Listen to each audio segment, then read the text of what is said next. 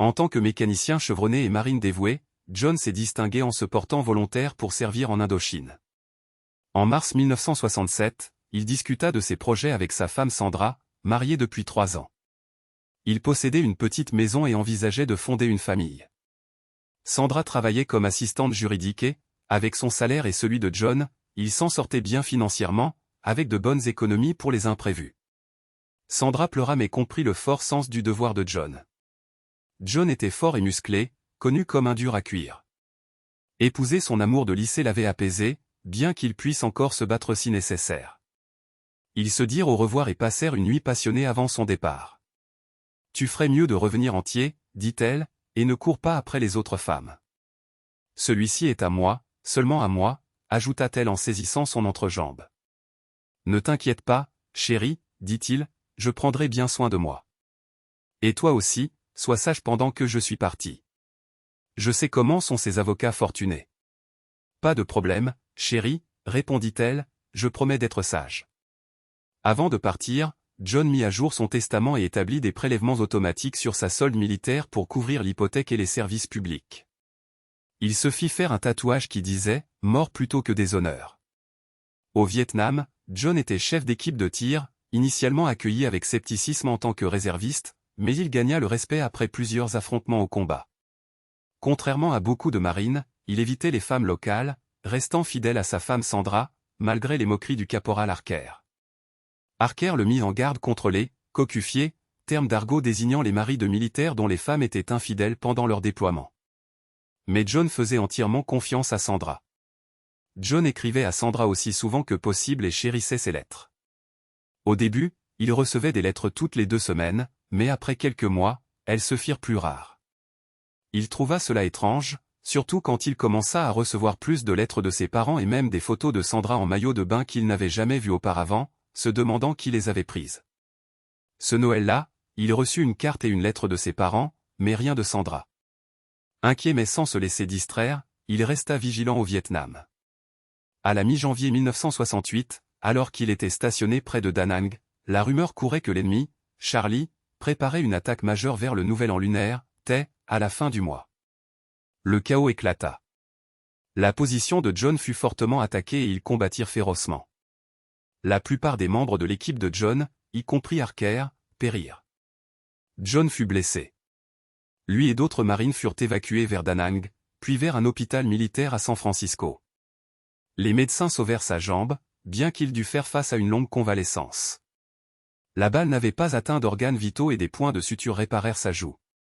Son oreille était bandée et les infirmières disaient que la cicatrice lui donnait un air distingué, bien qu'il n'en fût pas si sûr. Le temps de John au Vietnam était terminé. Un officier de la marine lui décerna un Purple Hat et l'informa qu'il était proposé pour une Silver Star. John avait déjà une Bronze Star avec V pour valeur et une Navy Commendation Medal. Les parents de John l'accueillirent à San Francisco. Il se demandait où était Sandra et si elle savait qu'il était de retour aux États-Unis. Son père, un vétéran, plaisanta, « Bon sang, fiston, je pensais t'avoir appris à te baisser. » Sa mère l'étreignit fort et pleura. « Où est Sandra ?» demanda John. Ses parents échangèrent un regard avant de répondre honnêtement. « Je ne sais pas, John, » dit finalement son père. « Nous avons essayé d'appeler la maison et son bureau, mais il continuait de dire qu'elle n'était pas là et elle n'a jamais rappelé. Je ne l'ai pas vue depuis des semaines. Je suis passé devant la maison chaque week-end pour entretenir le jardin et vérifier, mais rien. »« Dis-lui, Bob, » dit la mère de John. « Me dire quoi, maman ?» demanda John. « John, la dernière fois que j'ai vu Sandra, c'était il y a environ 2 mois et demi. Je remontais la rue verte à maison et j'ai vu un type sortir. Il est monté dans une voiture de sport, je crois que c'était une Corvette, et il est parti rapidement. J'ai vu Sandra sur le pas de la porte, en peignoir, lui disant au revoir, dit-elle. Elle n'a rien dit quand je suis arrivé. Je ne l'ai pas revue depuis. J'ai ramassé les journaux et surveillé ton courrier quand je passe. Je suis désolé, mon fils. John fut anéanti. Il avait cru qu'elle lui serait fidèle. Puis il se rappela ce que Ger avait dit à propos des cocufiers. Peut-être avait-il raison. Il comprenait maintenant pourquoi il n'avait pas eu de ses nouvelles. C'était une Corvette. Bleue ? Demanda John. Bob hocha la tête. Oui, c'était ça, dit-il. Pourquoi, tu sais à qui elle est? Oui, répondit John, elle appartient à Eric Swagman, un associé junior de son cabinet. Alors elle n'est même pas à la maison assez longtemps pour prendre le courrier? Non, semble-t-il, dit Bob. J'espère que ça ne te dérange pas, mais j'ai vu quelques factures de services publics et de téléphone marquées et dernier avis, alors je m'en suis occupé. Je pensais que tu ne voudrais pas rentrer chez toi sans électricité ni service téléphonique. Merci, papa, dit John. Je te paierai quand je rentrerai, je te le promets. Ne t'inquiète pas pour ça, mon fils, dit Bob. Concentre-toi juste sur ta convalescence. Ne te stresse pas avec ça tant que tu n'es pas prêt.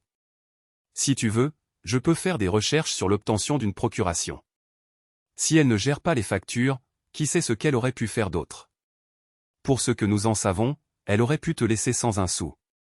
John demanda à l'infirmière de l'aider à trouver un avocat militaire. Bientôt, un lieutenant commandé de la marine arriva et prit des notes pendant que John et ses parents expliquaient la situation. Il sortit des papiers de sa mallette. « Je vais préparer ces documents pour vous, caporal, dit-il. Ils donneront à vos parents des procurations spéciales pour gérer les affaires que vous avez mentionnées. Je vous suggère de consulter un avocat spécialisé en droit de la famille dans votre état d'origine dès que possible. J'aurai les documents prêts et nous pourrons venir ici cet après-midi pour les signer et les faire notarier. » Merci, monsieur, dit John. Après le départ de l'avocat, Bob se tourna vers son fils. Dès que nous serons à la maison, John, je vérifierai à la banque pour voir ce qui se passe. J'ai toujours la clé de la maison que tu m'as donnée, alors je passerai et vérifierai les choses là-bas. Tu connais George Williams, qui a pris sa retraite de la police il y a quelques mois et travaille maintenant comme détective privé. Je peux lui demander d'enquêter là-dessus si tu veux, proposa Bob. Je ne suis pas sûr de pouvoir me payer un détective privé, papa, dit John. Bob secoua la tête. Ne t'inquiète pas pour ça, mon fils, dit-il, George me doit quelques faveurs. Nous avons travaillé ensemble pendant 13 ans dans la police. De plus, je parlerai à notre avocat de la famille. Je crois qu'il gère toujours des affaires de droit de la famille. Au fait, continua Bob, Monsieur Wilkins a dit que ton poste à l'atelier est toujours disponible. Il a mis de côté un quart de ton salaire depuis que tu es parti comme une prime de retour. Il a dit qu'il n'allait pas laisser le meilleur mécanicien de l'État lui échapper, mais ne lui dis pas que je te l'ai dit. John se sentit reconnaissant. Wilkins était un homme généreux, mais il ne le montrait pas souvent. Il était juste et honnête avec les clients, mais avait une façade rude qui pouvait être intimidante. Ça a l'air bien, papa, dit John, une larme roulant sur sa joue. Cette femme, pensa-t-il. Ses parents lui firent un câlin réconfortant. Tout ira bien, mon fils, dit sa mère. Nous allons nous en sortir. Quelques heures plus tard, l'avocat revint avec un notaire. Après avoir signé les documents, les parents de John partirent, promettant d'appeler avec toute nouvelle. Ils remercièrent l'infirmière, qui leur assura que John était bien soigné et qu'il aurait besoin d'une physiothérapie intensive organisée par le VA. John se retrouva enfin seul pour faire face au désastre de sa vie. Il se reposa mais rêva de ses marines tombées au combat, pas de Sandra. Quelques jours plus tard, John reçut un appel de son père. « Mauvaise nouvelle, John, dit Bob. Sandra a vidé presque tous tes comptes chèques et épargnes il y a environ 2 mois. Elle a retiré 8540 pesos de tes économies. J'ai le relevé bancaire. Elle a retiré l'argent en espèces. Les seuls dépôts au cours de ces 2 mois provenaient de ta solde militaire. Selon la banque et la caissière, Sandra vient quelques jours après chaque jour de paie et retire tout sauf 5 pesos, juste assez pour maintenir le compte actif. Elle n'a pas ouvert de nouveaux comptes, donc je n'ai aucune idée de ce qu'elle a fait avec l'argent. C'est bon, papa, dit John. Puisque tu as procuration, enlève son nom du compte. Nous n'avons pas de carte de crédit, donc ce n'est pas un problème. Nous le ferons, dit Bob. Je suis aussi passé à la maison. C'est un désordre. Il y a de la nourriture moisie sur la table, des assiettes empilées dans l'évier et ça sent horriblement. Il semble qu'elle ait pris tous ses vêtements et effets personnels, mais a laissé sa robe de mariée et l'album. J'ai trouvé son alliance et sa bague de fiançailles dans la poubelle de la salle de bain. Je suis désolé. Au moins la maison tient encore debout, dit John. Oui, répondit Bob. Ta mère est là-bas en C. Un moment, elle nettoie et aère l'endroit. Le lit est en désordre, les draps sont tachés.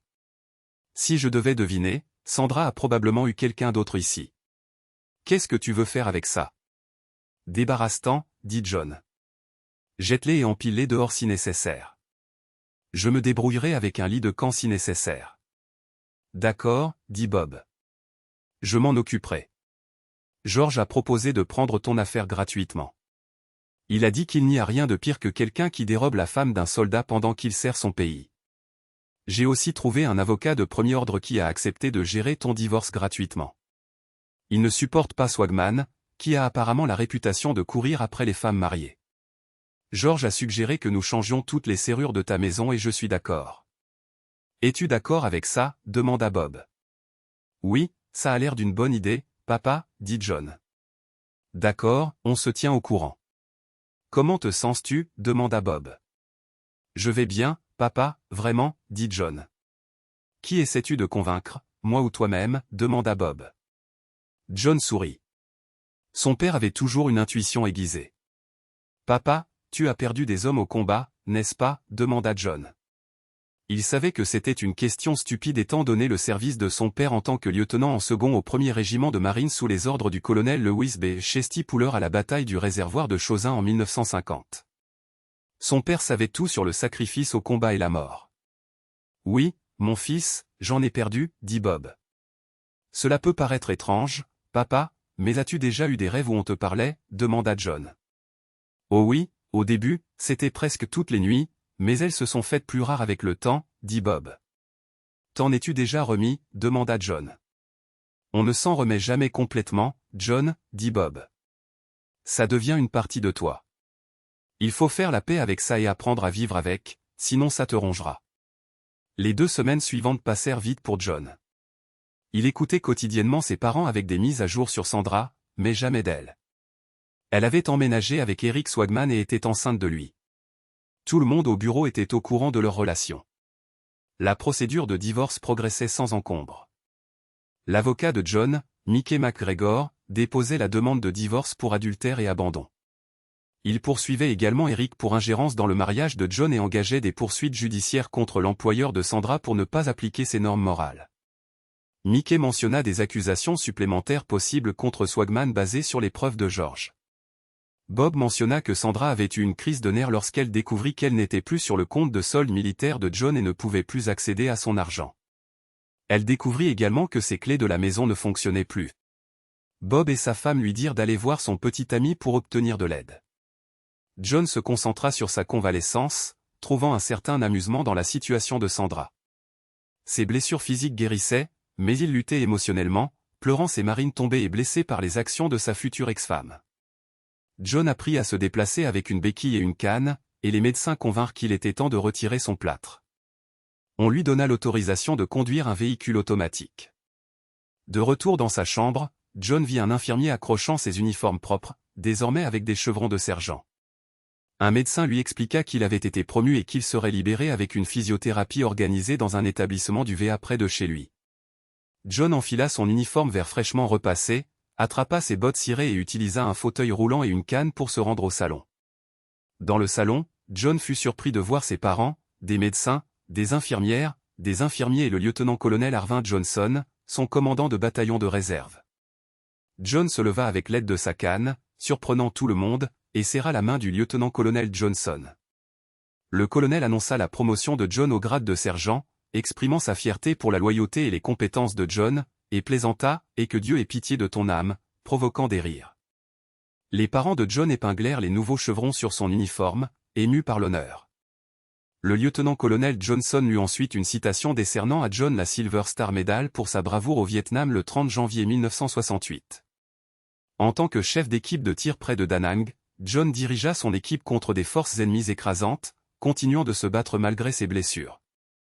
Son leadership et son courage contribuèrent significativement à la défense de Da Nang, maintenant les plus hauts standards du corps des marines et de la marine. Le lieutenant-colonel Johnson épingla la médaille sur la poitrine de John, le remercia pour son service et souligna que son expérience serait précieuse pour former les troupes. La mère de John l'étreignit, les larmes aux yeux, tandis que Bob essuya une larme et exprima sa fierté. Après avoir fait son sac de marin, John enfila un uniforme de classe C, chemise kaki à manches courtes et pantalon vert. Il fut conduit en fauteuil roulant jusqu'au hall où ses parents attendaient un taxi pour l'aéroport. À l'aéroport, on lui donna un autre fauteuil roulant et il fit un geste obscène à des manifestants aux cheveux longs qui le traitèrent de « tueur de bébés ». Quelques heures plus tard, ses parents le conduisirent en fauteuil roulant jusqu'à sa maison. Elle ne se sentait plus comme un foyer depuis que Sandra l'avait trompé, mais il appréciait l'intimité. Ses parents avaient rempli le réfrigérateur de bière et de collations, et sa mère avait préparé ses plats préférés, y compris sa fameuse lasagne. Il enfila un jean et un t-shirt et rangea son équipement du sac de marin. Il trouva un grand couteau de style Bowie qu'il avait trouvé au Vietnam. La lame était rouillée mais propre et huilée, avec un fourreau en cuir estampillé d'une créature et les tenant une épée et les mots « marche ou crève ». Il l'appréciait et promit d'en découvrir l'origine. Il appela son avocat Mickey McGregor et George pour organiser une réunion cet après-midi-là. Après un court repos, il vérifia sa camionnette dans le garage. Elle semblait être en bon état, bien qu'il prévoie de lui faire une vidange d'huile et une mise au point bientôt. Après avoir inspecté sa maison, il attrapa une bière et s'enfonça dans son fauteuil inclinable. Sa jambe le faisait souffrir, alors il se détendit et alluma la télévision, mettant finalement une émission de jeu pour avoir un bruit de fond. Il appela Wilkins pour l'informer qu'il était enfin de retour. « Il était temps que tu reviennes », dit Wilkins brusquement. « Quand penses-tu pouvoir commencer à travailler ?» John lui expliqua la situation avec Sandra et ce que le médecin avait dit au sujet de sa physiothérapie. « Pas de problème, mon fils. Prends tout le temps qu'il te faut pour gérer tes affaires, » répondit Wilkins. « Si tu dois aller au tribunal ou voir le médecin, c'est bon. Je suis content que tu sois à la maison. La plupart de ces gars ne savent même pas faire la différence entre une plaquette de frein et un carburateur parfois. Si tu peux venir cette semaine, j'ai un petit cadeau de bienvenue pour toi. Je le ferai. » Merci, dit John, et il raccrocha. Finalement, Mickey et George arrivèrent. John les laissa entrer, leur serra la main et leur offrit une bière. Ils acceptèrent l'offre et s'installèrent dans le salon. « Content de te revoir, John, dit George. Ton père m'a parlé de ta médaille. Félicitations, tu l'as bien méritée. Bref, allons droit au but. J'ai quelque chose que tu dois entendre. » Il sortit un petit magnétophone à bobine avec une bande déjà chargée. « Laisse-moi te configurer ça, dit-il. J'ai suivi Sandra et Eric depuis le début. Je les ai suivis un soir jusqu'à une grilladerie en dehors de la ville et j'ai réussi à m'asseoir juste en face d'eux. Je ne suis pas sûr s'ils m'ont vu, mais ils n'ont pas remarqué le microphone caché dans les plantes entre nos stands. Il y aura un peu de bruit de fond des serveuses et autres, mais tu peux entendre clairement leur conversation. » Il mit la bande et monta le volume. « Alors, Sandra, as-tu pensé à ma proposition » dit une voix masculine que John reconnut comme celle d'Eric. Il pouvait presque voir le sourire arrogant sur son visage. « Je ne suis pas sûr de pouvoir faire ça à John, Eric. C'est déjà assez grave que je l'ai trompé et que j'attende maintenant ton enfant, mais je ne pense pas pouvoir aller de l'avant avec ça, » répondit Sandra. « Allons, bébé, si quelqu'un peut le faire, c'est toi. Il est probablement en train de noyer son chagrin en ce moment. Je parie qu'il ferait n'importe quoi pour te récupérer, » dit Eric. « Tu ne connais pas bien John, Eric. Son sens de l'éthique ne lui permettrait pas d'accepter ça. Il n'y a aucune chance qu'il accepte d'élever le bébé comme le sien et il ne te partagera certainement pas avec moi, » dit Sandra. « Non, il ne te partagerait pas. Nous ne le permettrons pas. Écoute, tu sais que je ne suis pas fait pour être père. John serait un meilleur père que moi. Voici le plan, nous le ferons accepter nos conditions ou nous le menacerons d'un divorce. Nous exigerons sa maison, la moitié de ses revenus, une pension alimentaire pour conjoint et une pension alimentaire pour enfant. Ne t'inquiète pas, j'ai déjà préparé les papiers, dit Eric. George arrêta la bande. Alors, il croit vraiment que je vais la laisser garder ma maison et la laisser élever son enfant illégitime, demanda John. Ils sont fous. Il y a plus, dit George, redémarrant la bande. Je ne sais pas, Eric. John n'acceptera pas ça, dit Sandra. Allons, bébé, tu sais qu'il est tellement amoureux de toi qu'il ferait n'importe quoi, dit Eric. Tu n'es pas toujours amoureuse de lui, n'est-ce pas? Eh bien, je l'aime toujours bien, dit-elle, mais je ne l'aime plus comme avant. De plus, tu es bien meilleur au lit. Le visage de John rougit de colère. C'est ce que je reçois pour avoir aimé cette femme trompeuse, pensa-t-il. Et il ne me laisserait pas aller au Vietnam. Quel genre d'idiot fait ça, dit Eric. John eut envie de frapper le mur. Tu as raison, dit-elle. Quand il reviendra, je lui parlerai. D'accord, fais-le, dit Eric. Tu sais quand John revient? Non, je n'ai pas eu de ses nouvelles depuis janvier et je ne lui ai rien envoyé depuis l'année dernière, comme tu me l'as dit, dit-elle. S'il veut vraiment se battre, nous avons d'autres options, dit Eric. Comment ça, demanda Sandra. Eh bien, tu sais, comme les maisons peuvent parfois prendre feu de nulle part, ou comme les freins peuvent lâcher soudainement, dit Eric. Tu ne vas pas lui faire de mal, n'est-ce pas, demanda Sandra. Je ne veux pas en faire partie. Ne t'inquiète pas, dit Eric, je connais des gens qui pourraient t'aider avec ça. Tu serais hors de cause si quelque chose lui arrivait. Tu obtiendrais tout et tu serais libre de lui. Eh bien, je suppose, dit Sandra, mais seulement en dernier recours, n'est-ce pas? Seulement si nous n'avons pas d'autre option, voyons ce qui se passe quand il revient. George arrêta la bande. Ça ressemble à un complot pour commettre un meurtre pour moi, dit John. George et Mickey furent d'accord. C'est aussi un complot pour commettre une fraude et éventuellement un vol, puisque Sandra a vidé tes comptes bancaires, dit Mickey. C'est pourquoi j'ai déposé les documents judiciaires en venant ici et j'ai insisté pour une audience rapide. J'ai aussi obtenu une ordonnance de protection qui vous tient tous les deux à au moins 30 mètres de toi, de ta maison et de tes parents. Je connais la personne qui programme ces choses, donc je leur remettrai les papiers demain matin. J'ai parlé au procureur de district et il prépare une affaire criminelle contre eux. J'ai aussi parlé à Lee Marcus, l'associé principal de son cabinet. Nous sommes amis depuis longtemps et il est furieux de ce qu'ils font.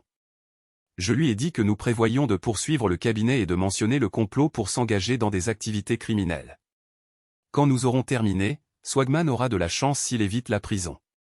Ton père et moi avons toujours des relations au sein du département de police, y compris le chef, dit George. J'ai parlé à certains d'entre eux et ils ont accepté de te surveiller. Des questions jusqu'à présent, demanda George. Oui, dit John.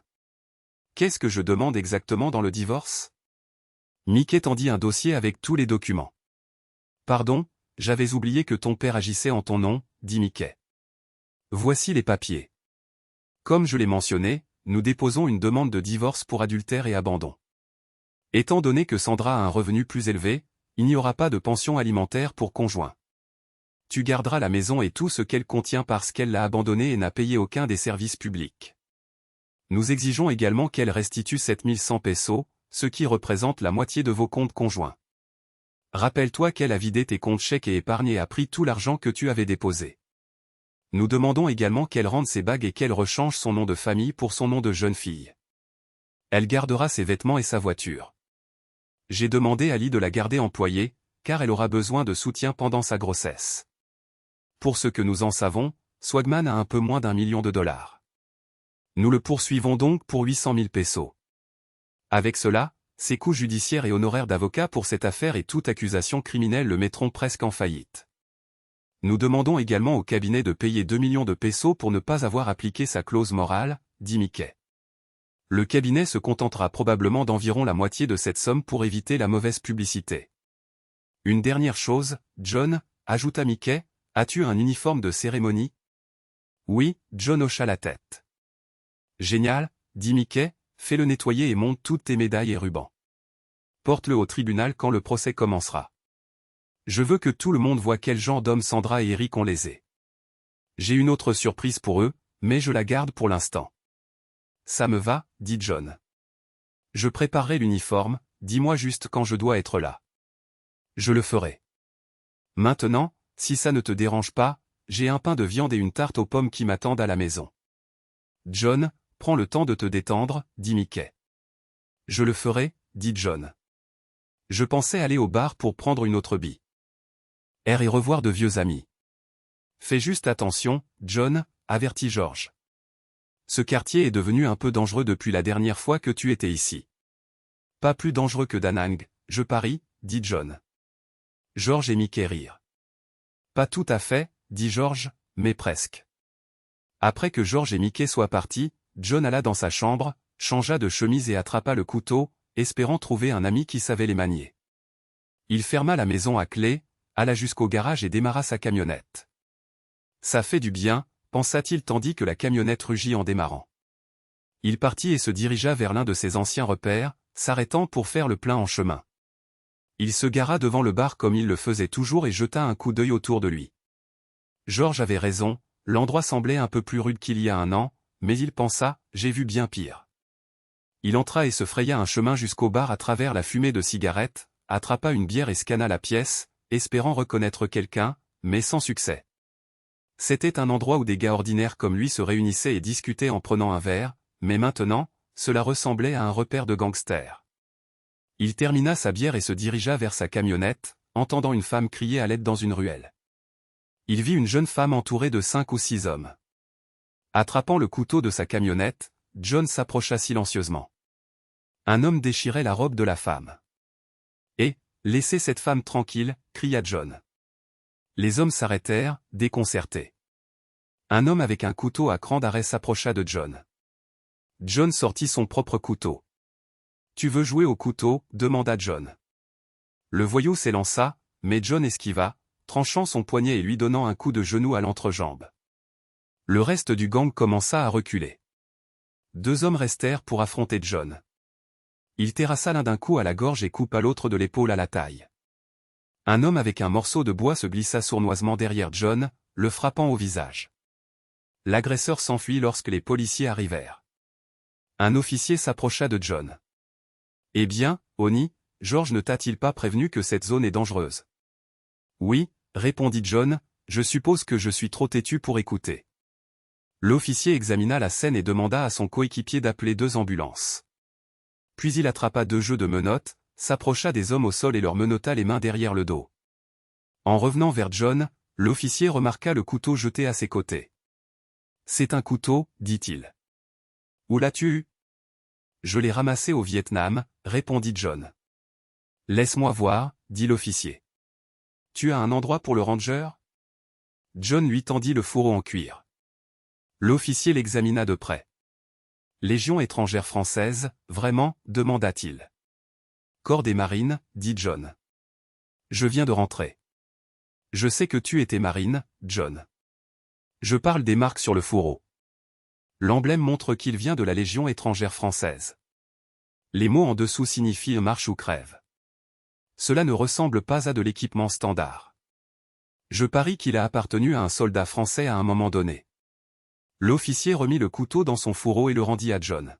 « Tu devrais le ranger en lieu sûr avant qu'un flic dur ne te le prenne. Peut-être l'encadrer ou quelque chose comme ça, conseilla-t-il. John hocha la tête.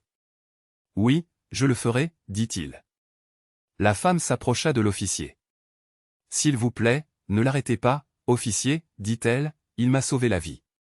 Ces hommes allaient me faire quelque chose de terrible. » L'officier regarda sa robe déchirée. « D'accord, madame, il peut partir, mais il a besoin de voir un médecin et nous aurons besoin d'une déclaration de votre part, dit-il. Je le conduirai aux urgences dans ma voiture, officier, et je vous donnerai ma déclaration à l'hôpital. »« C'est bon ?» demanda-t-elle.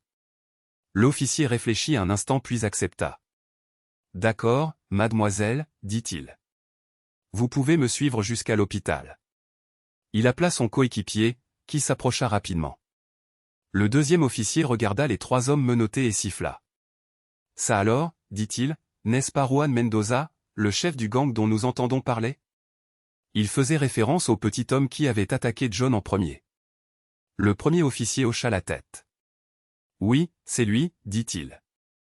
Et ce type a maîtrisé les 3. » Le 2e officier demanda. Le 1er officier hocha de nouveau la tête.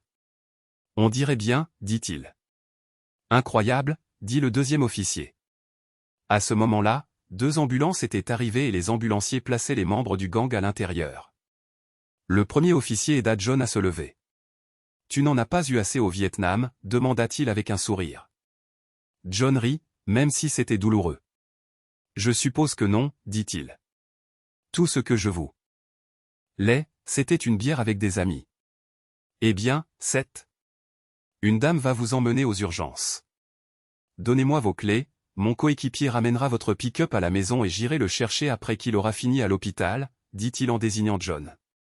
Et éloignez-vous de cet endroit, c'est devenu dangereux. Drogue, gang, vous savez, Tous les jeunes traînent du côté de Redwood, de l'autre côté de la ville, ces temps-ci. Merci, officier, j'en tiendrai compte, dit John.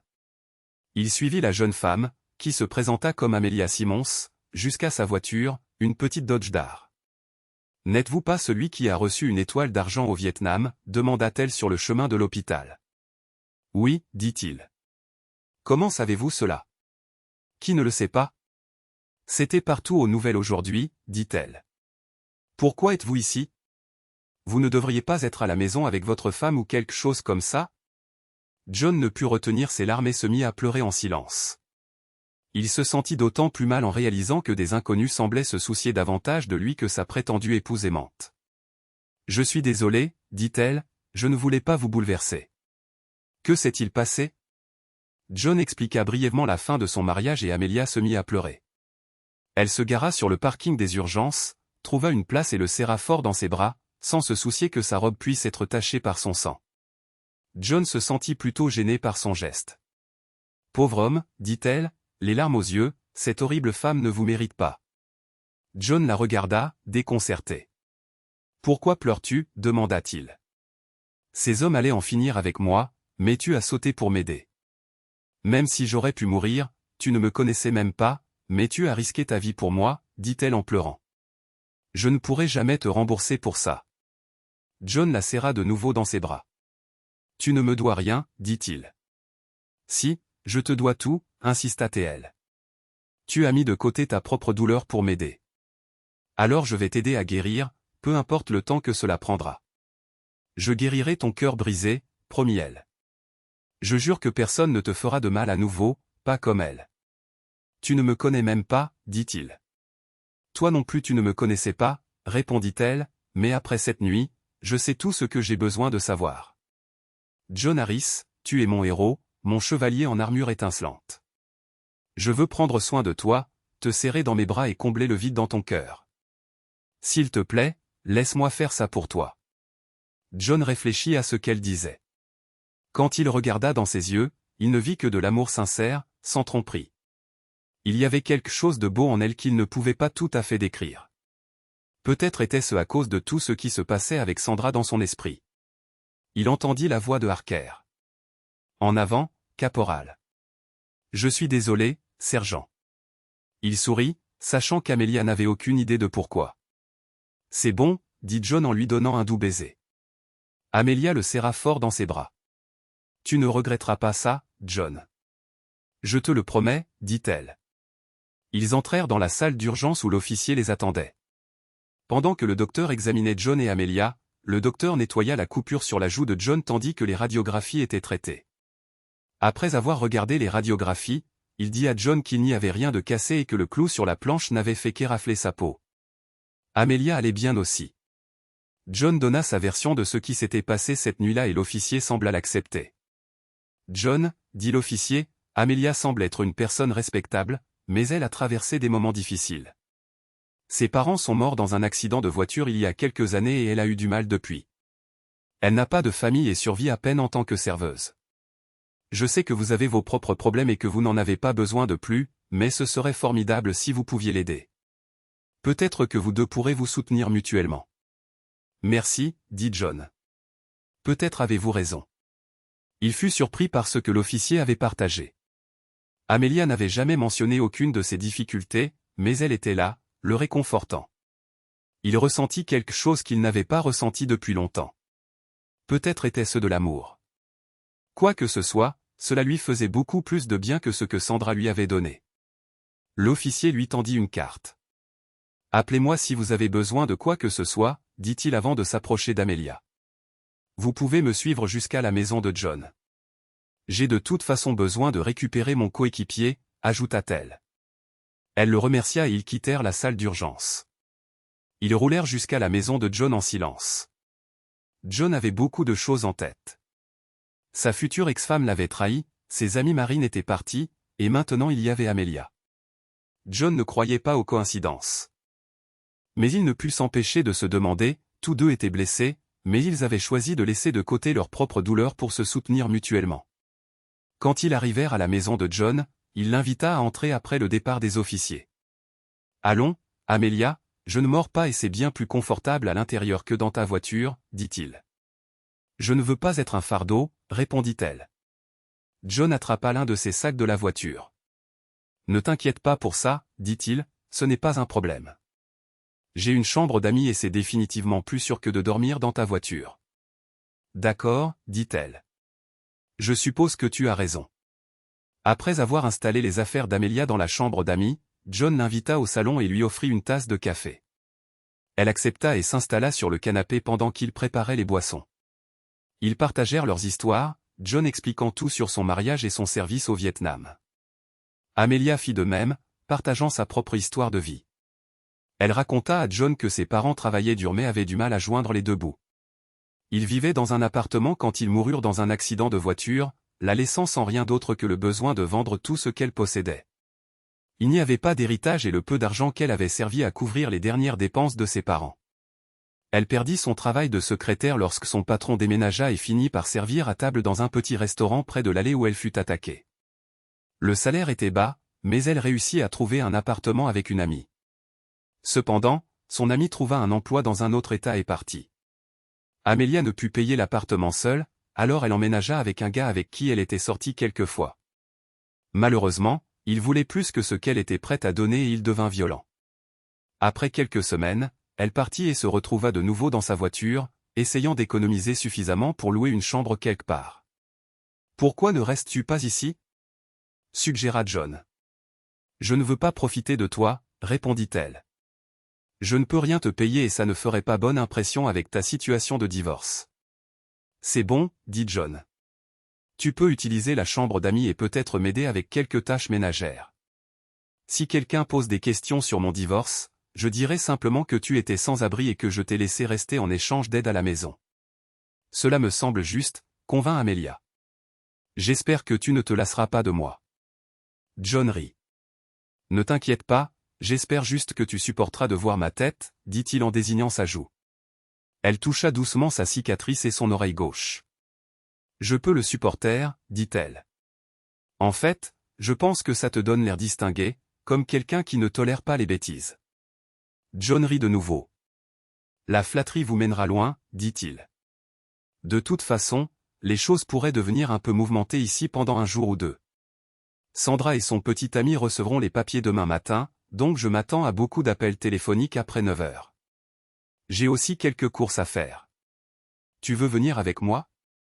Bien sûr, dit-elle. Ça a l'air amusant. De toute façon, j'ai les prochains jours de congé. Eh bien, je suis épuisé et ma jambe commence à me faire mal, alors je vais me coucher, dit John. J'irai avec toi si ça va, dit-elle, le suivant dans le couloir. Est-ce que ça te dérangerait si je dormais avec toi cette nuit ? Sans contact, j'ai juste besoin de quelqu'un pour me serrer dans ses bras. Bien sûr, dit-il. Je promets d'être sage. Elle sourit et alla à la salle de bain pour prendre une douche et se changer pendant que John se préparait à se coucher. Au moment où elle revint, vêtue seulement d'un long t-shirt, John était déjà sous les couvertures. Elle se glissa à côté de lui et il passa instinctivement son bras autour d'elle. Elle posa sa tête sur son épaule, son bras sur sa poitrine. John pensa à quel point c'était agréable. Ils s'endormirent et se réveillèrent le lendemain matin avec John qui serrait Amelia dans ses bras. « Je suis désolé, dit John. Amelia lui sourit. « Ne t'excuse pas, dit-elle. J'ai mis ta main là la nuit dernière parce que c'était agréable et ça aussi, c'était agréable, ajouta-t-elle en frottant légèrement sa main contre l'entrejambe de John. « Je suis content que ça te plaise, dit John. » Ils prirent une douche et se préparèrent pour la journée. Amelia prépara le petit déjeuner pendant que John s'habillait. À 9h20, le téléphone sonna. « C'est quoi cette histoire de divorce ?» cria Sandra. « Je ne veux pas divorcer. »« Et c'est quoi cette histoire d'adultère et d'abandon ?»« Je me fiche de ce que tu veux en ce moment, Sandra, » dit John. « Tu as quitté la maison, tu as refusé de payer les factures, tu as retiré des milliers de nos comptes, tu as couché avec Eric Swagman, tu as emménagé avec lui et maintenant tu es enceinte, que ce soit de lui ou de quelqu'un d'autre. Est-ce assez clair pour toi ? Je ne savais pas que tu étais revenu, John, ou je t'aurais rendu visite, dit-elle. C'est n'importe quoi, dit John avec colère. C'était partout aux nouvelles, même des gens qui ne me connaissent pas m'ont souhaité la bienvenue à la maison. Mais tu es trop occupé avec ton petit ami pour te soucier de ton mari. Tu ne comprends pas, John, je t'aime toujours, dit-elle en pleurant. Non, non, ce n'est pas le cas, dit John. Je n'ai pas eu de tes nouvelles depuis l'année dernière. J'ai tout appris par mes parents quand ils m'ont rendu visite à l'hôpital après que je me sois blessé. Tu n'as même pas envoyé de carte. Comment peux-tu prétendre m'aimer tout en couchant avec ce perdant? Mais je t'aime, John, insista TL. Non, ce n'est pas le cas, dit John. Que as-tu dit à ce type quand tu as parlé de moi élevant ton enfant? Oh oui, je ne l'aime plus. C'est bon pour moi parce qu'en ce moment, je te déteste tellement que je ne t'aiderais même pas si tu étais en feu. John, comment sais-tu ce que j'ai dit? Demanda-t-elle en larmes. Je n'avais jamais parlé comme ça avant. Signe juste les papiers de divorce et terminons. C'est fini entre nous, dit John, et je vais aussi en finir avec ton petit ami. Soudain, Eric fut en ligne. Écoute, espèce d'idiot, je vais te détruire, dit Eric. Je ne crois pas, enfoiré. Des types plus durs que toi ont essayé et ils sont morts maintenant. Tu veux te frotter à moi? Je te frapperai si fort que tu supplieras pour la miséricorde. Tu auras l'impression d'avoir été percuté par un train de marchandises. Vérifie ces papiers, il y a une ordonnance restrictive contre toi et Sandra. Je sais que vous deux aviez prévu de brûler ma maison et de détruire mon pick-up. Si vous vous approchez de moi, je vous mettrai une balle dans le cul. Quand j'aurai fini avec toi, tu auras de la chance si tu ne finis pas en prison, dit John. On verra ça, répondit Eric. Sandra revint au téléphone. John, s'il te plaît, parlons-en. Nous n'avons pas besoin d'un divorce. Eric et moi avons une proposition que nous aimerions discuter avec toi, dit-elle. Si tu veux parler, parle à mon avocat, dit John. Voici une suggestion pour vous deux, partez et restez hors de ma vie. Il raccrocha et frappa le mur de son poing. Et cria Amelia. Elle s'approcha et le serra dans ses bras. C'est bon, John. Elle le méritait, et lui aussi. Laisse ton avocat s'en occuper. C'est pour ça que tu le paies. Calme-toi, d'accord, dit-elle. Comment peut-elle continuer à prétendre qu'elle m'aime après tout ce qu'elle a fait? Se demanda John. Je ne sais pas, John, répondit-elle. Elle ne pense clairement pas correctement. Tu as mentionné que tu as des courses à faire. Allons nous en occuper et sortons d'ici un moment, d'accord? D'accord, tu as raison, dit-il. Que avons-nous besoin de faire aujourd'hui? Demanda-t-elle. Je dois rendre visite à mon chef civil, déposer mon uniforme de cérémonie pour le faire nettoyer et monter les médailles, puis obtenir quelques pièces et faire une révision du pick-up, dit-il. Allons commencer alors, dit-elle. Nous avons beaucoup à faire. D'abord, je dois appeler mon avocat, dit-il. Amelia accepta et John passa l'appel. Il mit Mickey au courant de son appel avec Sandra. Oui, je pensais qu'elle allait s'évanouir, dit Mickey, et Swagman semblait sur le point de frapper quelque chose. Je suis curieux de voir ce qu'il propose. Au fait, j'ai parlé à Lee. Il rencontrera les associés principaux et le conseil d'administration cet après-midi et s'assurera que votre rapport de gala est prêt. Nous allons au tribunal vendredi prochain, compris? Merci, Mickey, dit John. Je le déposerai aujourd'hui. J'appellerai si j'entends autre chose. Ils sortirent de la maison, apportèrent l'uniforme et les médailles de John au nettoyeur à sec, qui était un ancien combattant de la Seconde Guerre mondiale et savait ce qu'il faisait. Puis ils allèrent rendre visite au vieux Wilkins. Et, chef, dit John alors qu'ils entraient. Wilkins leva les yeux de son bureau enfoui sous la paperasse. Mince, j'ai besoin d'une secrétaire. Je n'arrive pas à suivre toute cette paperasse. J'ai des voitures à réparer. John regarda Amelia. Vous voulez vraiment embaucher une secrétaire? Demanda-t-il. Absolument, dit Wilkins. Regardez ce désordre. De plus, je dois répondre au téléphone et servir les clients au comptoir. Je connais quelqu'un qui était secrétaire et qui cherche peut-être un meilleur emploi. Intéressé? Suggéra John. Bien sûr, répondit Wilkins. John prit doucement le bras d'Amelia. Laisse-moi te présenter ma nouvelle amie, chef. Voici Amelia Simon, et elle était secrétaire. Wilkins regarda Amelia. Pensez-vous pouvoir gérer tout cela, jeune femme? Demanda-t-il. Amelia hocha la tête avec confiance.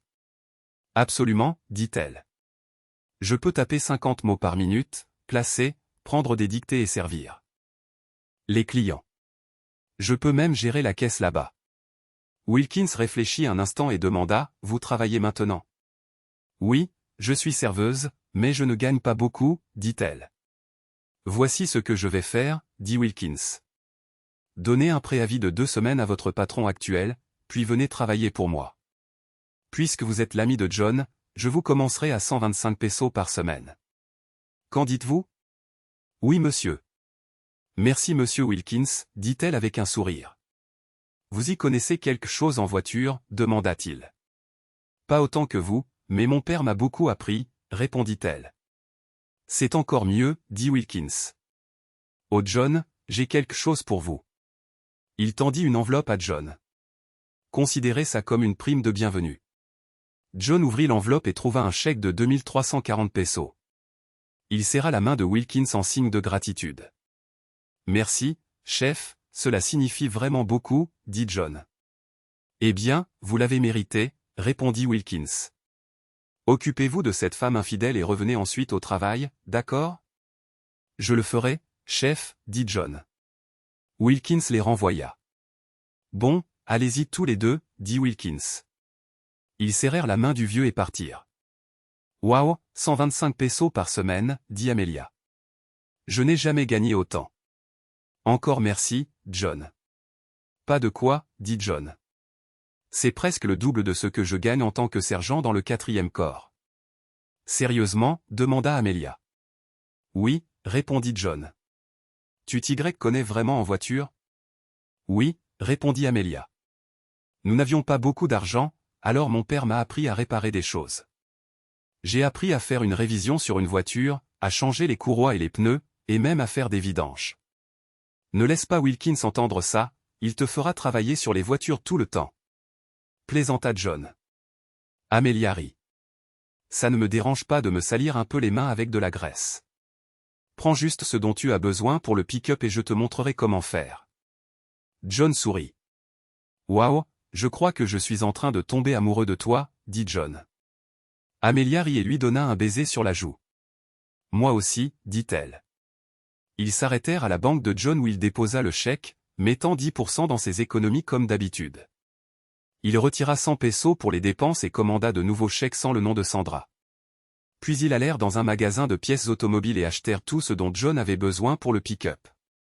Après avoir mangé un hamburger, ils rentrèrent chez eux. John pensa à quel point l'endroit se sentait de nouveau comme un foyer avec Amelia près de lui. Il gara le pick-up dans le garage et prépara tout pendant qu'Amelia entrait pour se changer. Elle revint vêtue d'un vieux jean usé et d'un t-shirt. « Alors, qu'est-ce qu'on devrait faire ?» demanda John. Amelia attrapa les bougies et les fils. « Je m'occuperai des bougies et des fils, et tu t'occuperas de la vidange, » dit-elle. « Ça me va, » répondit John. « Tu sais comment régler l'écartement des bougies ? » Sérieusement, demanda-t-elle, sans attendre de réponse. Elle prit les outils dont elle avait besoin et se mit au travail. John fut surpris de la dextérité avec laquelle elle utilisait ses outils. Il ramassa ce dont il avait besoin et commença à vidanger l'huile. Au moment où il eut terminé, elle avait également remplacé les bougies, les fils, le rotor et le capuchon du distributeur. Il inspecta son travail et fut très impressionné. Tout semblait impeccable, mais les apparences peuvent être trompeuses, alors il abaissa le pick-up et alluma le moteur. Il tourna la clé et le pick-up rugit en démarrant, juste comme il fallait. Il accéléra légèrement le moteur et écouta s'il y avait des problèmes. Satisfait des résultats, il éteignit le pick-up et regarda Amelia, qui avait maintenant de la graisse sur les mains et le visage. À ce moment-là, elle lui sembla plus belle que jamais. « Alors, comment j'ai fait ?» demanda-t-elle. John prit son visage dans ses mains pleines de graisse et l'embrassa profondément. « Je suis définitivement amoureux, » dit-il. « Tu es embauché. » Elle sourit, sans se soucier de la graisse supplémentaire sur son visage. Il lui tendit son nettoyant pour les mains. Il se souvint d'une époque où il souhaitait que Sandra profite de moments comme celui-ci avec lui, mais elle pensait toujours que son travail était trop salissant. Après s'être nettoyé, Amelia prépara le dîner et ils passèrent une soirée tranquille à regarder la télévision. John se sentit plus serein qu'il ne l'avait été depuis longtemps et réussit à passer la nuit sans penser à sa future ex-femme. Les jours suivants furent un tourbillon. John récupéra son uniforme de cérémonie chez le teinturier et passa des heures à enlever les fils lâches, à polir son laiton, ses chaussures et son chapeau. Amelia donna son préavis de 2 semaines au restaurant où elle travaillait. On lui informa que son emploi se terminait immédiatement et on lui dit de revenir dans quelques jours pour récupérer son dernier chèque. Pendant ces jours, John et Amelia se rapprochèrent et décidèrent de repousser l'approfondissement de leur relation jusqu'à ce que le divorce de John soit finalisé. John trouva cela difficile car cela faisait longtemps qu'il n'avait pas été avec une femme, mais il était vraiment en train de tomber amoureux d'Amelia et il semblait qu'elle ressentait la même chose pour lui. Finalement, le jour de l'audience au tribunal arriva. John se doucha, se rasa et s'habilla de son uniforme. Après le petit déjeuner, il entra dans le salon où Amelia l'attendait dans une belle robe imprimée. « Waouh » dit-elle en l'admirant dans son uniforme de cérémonie orné de médailles. « Tu es fantastique. » John sourit. « Merci, mais j'ai l'impression d'être un sapin de Noël, » répondit-il. « Toi aussi, tu es incroyable. » Au tribunal, ils furent accueillis par 14 marines de l'unité de John, y compris le lieutenant-colonel Johnson et le sergent-major Roberts. Après les présentations, ils entrèrent dans la salle d'audience. Les marines remplirent 2 rangées pendant que John s'approchait de la table où Mickey l'attendait. Les parents de John se joignirent également aux marines. John jeta un coup d'œil à Sandra et Eric à la table d'en face. Les yeux de Sandra s'écarquillèrent quand elle vit l'homme qu'elle avait trompé. Bien qu'il soit impressionnant dans son uniforme, elle fut surprise de voir son oreille manquante et les cicatrices sur son visage. Eric sourit en caressant le ventre de Sandra. Sandra n'avait pas encore remarqué Amelia. Le juge entra dans la salle et l'huissier ordonna à chacun de se lever. Une fois tout le monde assis, le juge s'adressa aux marines.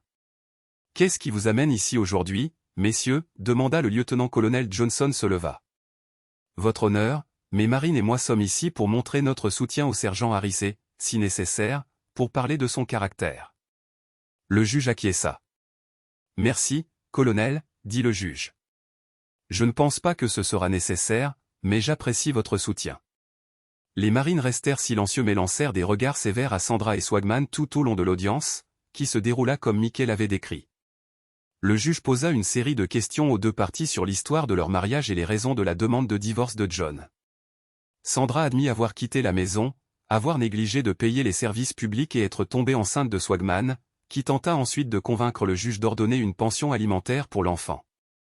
Le juge demanda, « Vous vous attendez vraiment à ce que je demande à Monsieur Harris de payer la pension alimentaire pour un enfant que vous avez engendré? Êtes-vous sérieux ou ne réfléchissez-vous simplement pas clairement? » Rejeté. Tout au long de l'audience, le juge rejeta toutes les motions et requêtes de Swagman. Finalement, le juge statua en faveur de John, lui accordant tout ce qu'il avait demandé, la maison, une ordonnance restrictive permanente et aucune pension alimentaire. Il fut également ordonné à Sandra de restituer la moitié de l'argent qu'elle avait retiré de leur compte joint et de reprendre son nom de jeune fille. Elle n'avait pas besoin de rendre ses bagues, car elle les avait jetées. Swagman protesta, mais le juge le fit taire avec son marteau. « Monsieur Swagman, » dit le juge en le pointant avec son marteau, « j'ordonne une enquête sur votre implication dans cette affaire. Au mieux, il y a un conflit d'intérêts significatif, et je sais que le procureur de district enquête sur d'autres activités illégales possibles, y compris la conspiration. Je comprends également qu'il y a une plainte contre vous pour aliénation d'affection. Vos actions et réponses d'aujourd'hui seront prises en compte dans cette affaire. » Il frappa son marteau sur le bureau. « La demande de divorce de Monsieur Harris est accordée, » annonça le juge. Swagman se leva avec colère et se jeta sur John, mais fut arrêté par l'huissier. « Espèce de salaud » cria Swagman. « Je vais te détruire. Je continuerai à m'en prendre à ton ex et à quiconque avec qui tu t'engageras. Je vais te ruiner. » « Je ne crois pas, » dit John calmement. Swagman regarda John puis les marines dans la salle d'audience qui le regardaient, lui et Sandra, avec hostilité. Sandra baissa les yeux, honteuse. Lee, qui l'observait depuis le fond de la salle d'audience, s'approcha de Swagman après son éclat. « Vous êtes viré, » dit Lee. « Je dépose également une plainte auprès de l'ordre des avocats. Faites vos bagages et quittez mon bureau avant la fin de la journée. » Il regarda Sandra tandis que Swagman partait furieux. « Vous avez toujours un emploi, Sandra, du moins jusqu'à la naissance du bébé et que vous ayez eu le temps de récupérer.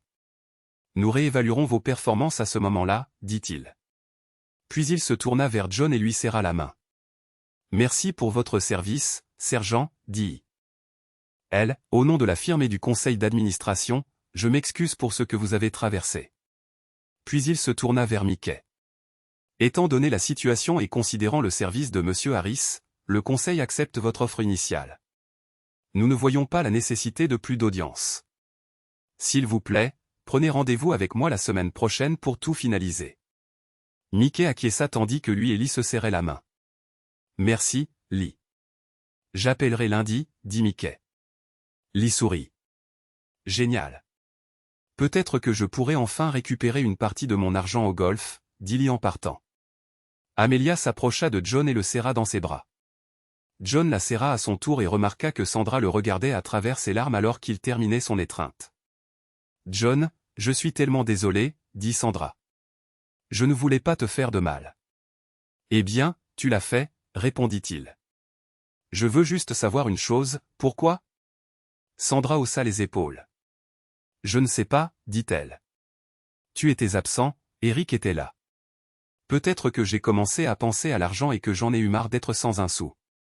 Une chose en entraînant une autre et, eh bien, tu connais le reste. »« De quoi parliez-vous deux ? demanda-t-il. »« Eric pensait que tu serais d'accord pour élever mon enfant pendant que je resterais avec lui, dit-elle.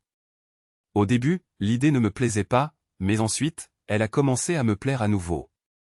Je suis désolé. » John secoua la tête. « Je vois que tu n'as pas perdu de temps à me remplacer, dit Sandra en regardant Amelia. » Amelia se plaça devant John, prête à affronter Sandra. « Je ne suis pas ici seulement pour te remplacer, dit-elle. Je suis ici pour guérir le cœur d'un homme bon, le cœur que tu as brisé, et je compte passer le reste de ma vie à faire ça. » Sandra baissa les yeux avant de répondre. « Je suppose que je le mérite, dit-elle. »« John, penses-tu que nous pourrions un jour redevenir amis ? demanda-t-elle. »« Je ne suis pas sûr, Sandra, répondit-il. Tu m'as blessé profondément. Sans Amelia et ma famille, je ne serais peut-être même pas ici maintenant. Je ne le savais pas, John. Je suis tellement désolé, dit Sandra en pleurant. Elle se retourna et quitta la salle du tribunal. John serra la main de Mickey alors qu'il se préparait à partir. À ce moment-là, les autres marines et les parents de John s'étaient rassemblés autour d'eux. « Merci pour tout, Mickey. Je te dois vraiment ça, dit John. » Mickey fit un geste pour minimiser l'importance. « Et, c'est à ça que servent les amis et la famille, n'est-ce pas, dit Mickey. De plus, j'ai toujours voulu voir cet imbécile être remis à sa place. Je vous contacterai la semaine prochaine après avoir parlé à Lee. Une grosse paye vous attend. Maintenant, sortez et célébrez, vous l'avez mérité. » Après avoir serré la main des marines et rassemblé ses affaires, Mickey partit. « Bon travail, sergent, » dit le colonel Johnson en lui serrant la main de sa mère. John sourit. « J'espère le faire souvent à partir de maintenant, dit-il. » La grossesse de Sandra se solda par une fausse couche et on lui dit qu'elle ne pourrait plus avoir d'enfant. La firme la maintint sous un contrat interdisant les relations intimes avec le personnel. Elle y travailla pendant 20 ans et resta célibataire, gardant occasionnellement les enfants de John et Amelia. Tragiquement, elle décéda dans un accident de voiture. John, Amelia et ses parents assistèrent à ses funérailles. Eric Swagman perdit la majeure partie de son argent en bataille légale. Il perdit contre John au tribunal et tous les appels auprès de l'ordre des avocats. Le procureur de district ne porta pas plainte en raison d'un manque de preuves suffisantes. Une nuit, après avoir quitté un bar, il fut battu par des hommes masqués, subissant de graves blessures à l'entrejambe et une pancarte pendue autour de son cou. Des semaines plus tard, il fut retrouvé pendu. John demanda Amelia en mariage le jour où son divorce fut finalisé. Ils se marièrent lors d'une cérémonie traditionnelle des épées des marines. Ils continuèrent à travailler pour le vieux Wilkins jusqu'à sa mort en 1980, lui laissant l'atelier. John resta dans la réserve, prenant sa retraite en tant que sergent-major en 1992, un an après la tempête du désert. Il rêvait occasionnellement du Vietnam, mais il gérait bien. John et Amelia dirigèrent l'atelier jusqu'à leur retraite en 2008, le transmettant à leurs 2 enfants. 10 ans plus tard, alors que John faisait du lèche-vitrine, il vit un dessin du tatouage de Rose qu'il avait presque eu au Vietnam. Il décida de se faire tatouer le nom d'Amelia sur le cœur. « Qu'est-ce que tu fais » demanda Amelia. John lui expliqua. Je veux ton nom juste ici, sur mon cœur, là où il appartient. Tu as promis de guérir mon cœur toutes ces années et tu l'as fait. Maintenant, je veux que tout le monde sache à quel point je t'aime. Les yeux d'Amelia se remplirent de larmes. Tu n'as pas besoin de faire ça, dit-elle. Oh oui, je. En ai besoin, dit John. Je te dois tout. Elle s'assit, sachant qu'une fois que John avait pris une décision, rien ne pouvait la changer. Êtes-vous sûr de vouloir faire ça, grand-père, demanda l'artiste. John enleva sa chemise. Absolument, dit-il. D'accord, répondit l'artiste. Ça va faire mal, demanda Amelia. Oui, ça va faire très mal, dit John. Mais ça en vaut la peine pour moi. Amelia sourit et essuya ses larmes en regardant l'artiste tatouer son nom sur la peau de John.